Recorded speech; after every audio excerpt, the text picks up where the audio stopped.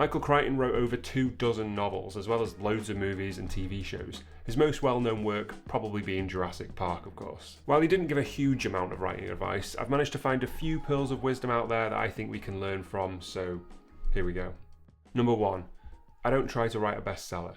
I don't think anyone can do that. If you try, you'll make a lousy book and it'll also fail. This is one of those tips that can take a while to sink in, I think. When I wrote my first few novels, this was definitely what I was trying to do. Each time, even though I had found a book idea that I loved, I was still largely writing to get published and to be an author and to make a career out of it, without a doubt.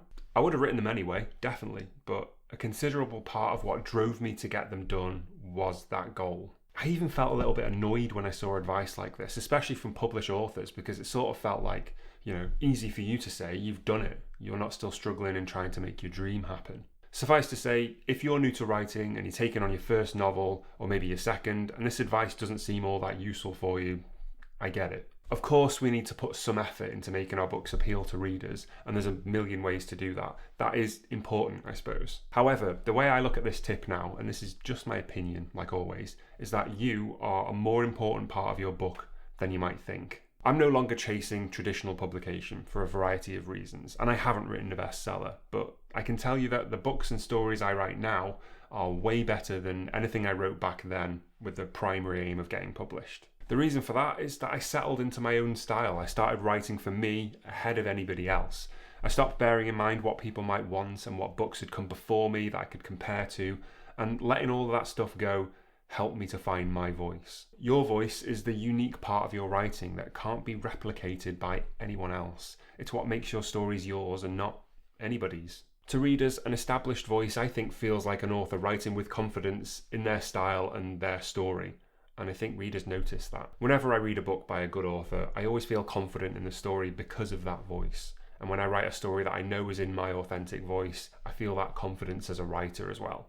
That, I think, will actually make your book more appealing to readers in the long run than aiming to write a book that'll sell, in my opinion. But of course, it actually has to reach readers first. But my aim is always on long-term happiness and contentment as a writer rather than capitalising on trends and shifting, so many units a month. So bear that in mind if you have different priorities than me. By the way, if you're new here, I'm Kieren. I'm a writer and a freelance editor, and I love to help writers tell their stories while having fun doing it. So thanks for being here.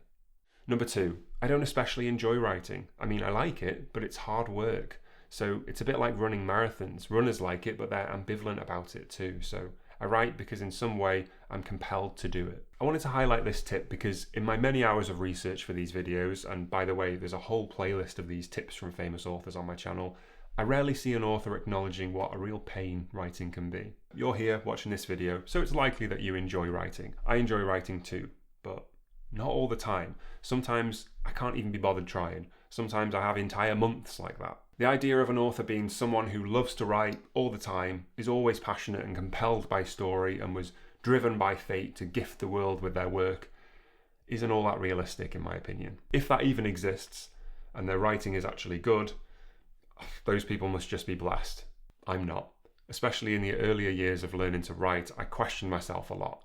There's a lot of delayed gratification with this hobby or pursuit, whatever you want to call it. There's a lot of, if I learn this now, later it'll be more fun. If I practice the basics now, later I'll be able to do more with my work. So if you ever feel demotivated about how hard writing always seems to be, yet you're still here because you don't want to give up, I think that's a really good sign. I don't know what the future may hold for you and your writing. I don't even know what it holds for me and mine, but if you're pushing through all of this upfront friction and you still want to tell stories and you still feel compelled to write, I think that's great. You don't have to love absolutely every minute of it. It's just unrealistic. That's why it was so refreshing to read a published writer with many different novels and projects under their belt talking about how hard it still was for them and how often they didn't really enjoy it. Michael Crichton wrote because he was compelled to. That's what he said, and that's the same force that keeps us hanging in there, so don't forget to give yourself a bit of credit for that.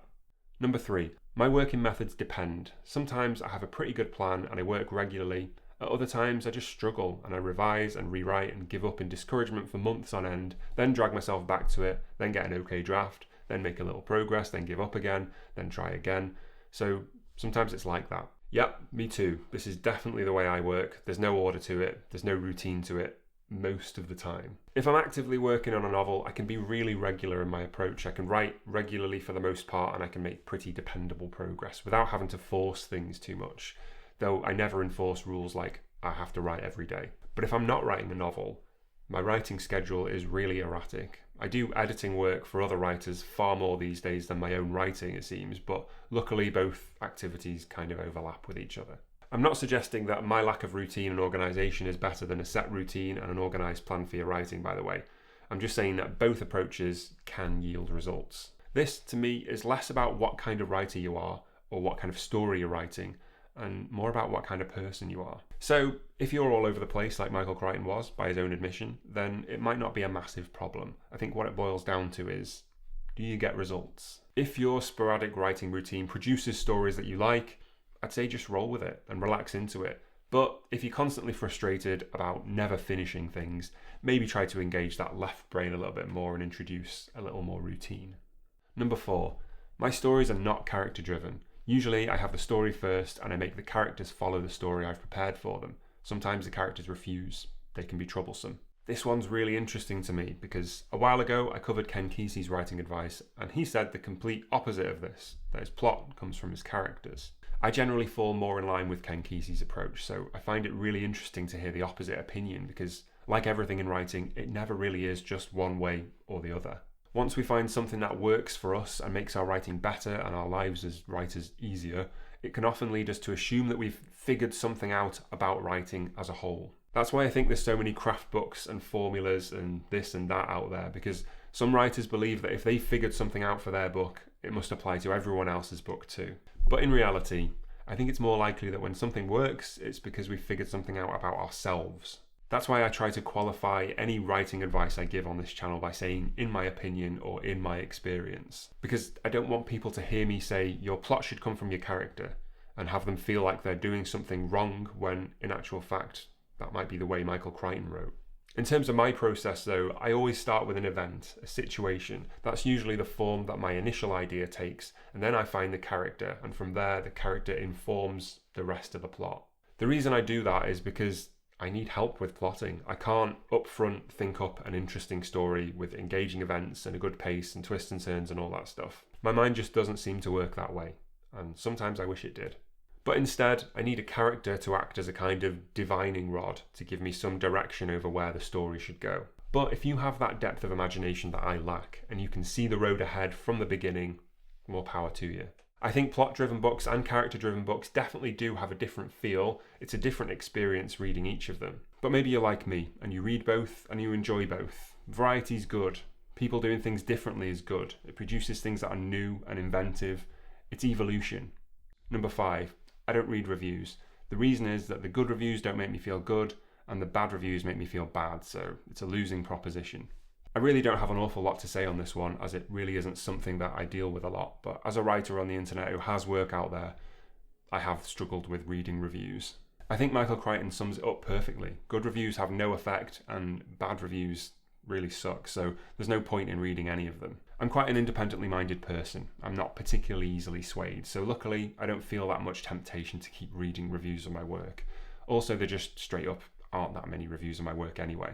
But my advice to you, if you're close to publishing or you want to do that in the future, is to follow Michael Crichton's approach and not to read reviews, tempting as I know it is. There's the obvious downside and lack of upside to reading them, so that we've covered, but I also think once you start reading reviews, it might be really difficult not to let them affect your work, and that's the biggest thing that I worry about. If we read something saying we use too many commas or not enough commas, I think it would be hard not to have that in the back of your mind next time you're writing something. I feel like it would get in the way for me, and what I don't need is more reasons to second guess what I'm writing. Having said all that though, if you're a person who is actually able to take compliments and to feel the benefit of them, by all means read good reviews and feel good about them. I wish I was that way, but stuff just seems to bounce off. I'm unfortunately in the Michael Crichton camp of not really believing nice things people write about me. Luckily though, it does sort of balance out because I find it fairly easy to ignore negative people too. Number 6, books aren't written, they're rewritten, including your own. It's one of the hardest things to accept, especially after the 7th rewrite hasn't quite done it. Very much agree here. Drafting is the easy part for me. It isn't easy by any means, but it's just the easier part. Editing, I find so much harder. One of, if not my biggest weakness, is adjusting a plot line after a novel's already written. Honestly, I'm far more likely to just not do anything with the novel than to cut back a lot of the story and try to change its direction. That might be why I've got like 5 novels that I've never done anything with, even though they're finished. The drafts and the first sweep edits are done, but after that it just felt like too big of a task for me. Interestingly though, when I'm editing for other writers, I don't feel the same way. I'm able to figure out what they can change and where, and I enjoy searching through the document and finding things and suggesting points to change direction. I'm just not willing to do it for myself for some reason, so probably need to work on that. Generally though, I think a common mistake people make with editing is assuming that a specific number of edits is required. Like Michael Crichton said, it can be hard to accept when the 7th rewrite still isn't quite right.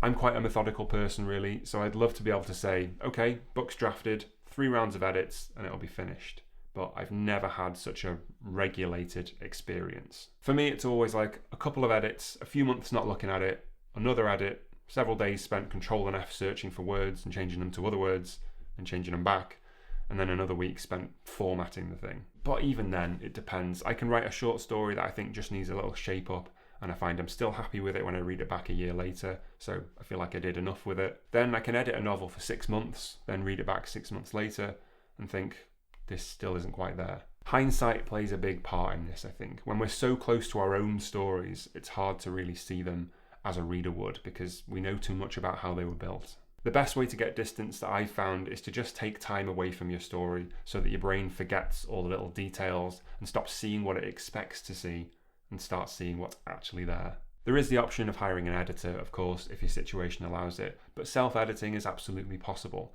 It's a skill that just has to be learned, like all the other ones we have to learn, and a lot of it comes down to patience, I think. Figuring out how to edit a novel multiple times without burning yourself out, that's the key. It's a matter of not forgetting what made your story special to you in the first place, and trusting that it's still there, even if it doesn't feel as shiny anymore, because it probably will to readers. If you're in the market for more advice from famous authors, here's a whole playlist of exactly that. So have a look and see if your favourite author's among them. Thank you so much for watching as always, and happy writing.